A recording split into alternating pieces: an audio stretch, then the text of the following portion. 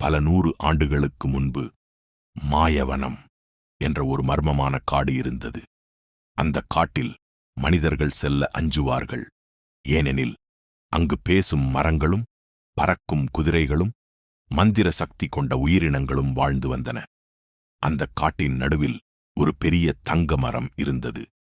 அந்த மரம் ஆண்டுக்கு ஒரு முறை மட்டும் ஒரு தங்க விதையை கொடுக்கும்.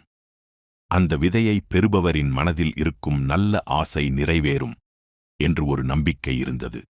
ஒரு நாள் அருள் என்ற ஏழை சிறுவன் தனது கிராமத்தில் நிலவிய வறட்சியால் மிகவும் கவலையடைந்தான்.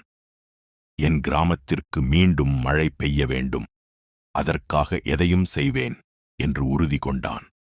அவன் மாயவனத்தை நோக்கி பயணம் தொடங்கினான். காட்டிற்குள் நுழைந்தவுடன் ஒரு பெரிய பேசும் கிளி அவன் முன் வந்தது. சிறுவனே, தங்க விதையை பெற 3 சோதனைகளை கடக்க வேண்டும். அருள் பயப்படவில்லை. முதல் சோதனை. ஒரு ஆற்றின் நடுவில் ஒரு மந்திர மீன் சிக்கியிருந்தது. என்னை காப்பாற்று என்று அது கெஞ்சியது. தங்க விதையை தேடும் அவசரத்தில் இருந்தாலும் அருள் முதலில் மீனை காப்பாற்றினான். மீன் நன்றி கூறி ஒரு நீல நிற முத்தை கொடுத்தது. இரண்டாவது சோதனை. ஒரு மலை உச்சியில் காயமடைந்திருந்த பறக்கும் குதிரையை கண்டான். அதை விட்டுவிட்டு சென்றால் நேரத்தை மிச்சப்படுத்தலாம். ஆனால் அருள் தனது துணியை கிழித்து அதன் காயத்திற்கு கட்டுப்போட்டான். அந்த குதிரை நன்றி தெரிவித்து ஒரு வெள்ளி இறகை கொடுத்தது. மூன்றாவது சோதனை.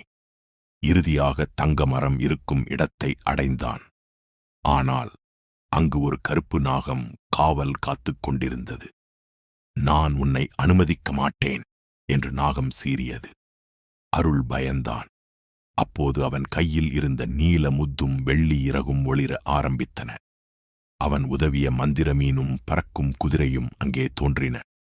அவர்கள் இணைந்து நாகத்தை அமைதிப்படுத்தினர். நாகம் சிரித்தது. இது உண்மையில் ஒரு சோதனைதான்.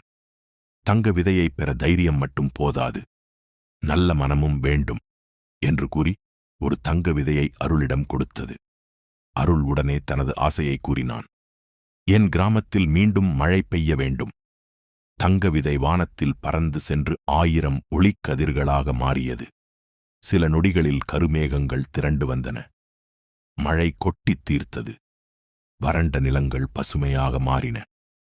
கிராம மக்கள் மகிழ்ச்சியில் துள்ளினர். அருள் ஒரு வீரனாக கொண்டாடப்பட்டான். அன்று முதல் மக்கள் ஒரு உண்மையை புரிந்து கொண்டனர். கதையின் நீதி: நல்ல மனதுடன் செய்யும் உதவி ஒரு நாள் அதிசயமாக திரும்பி வரும்.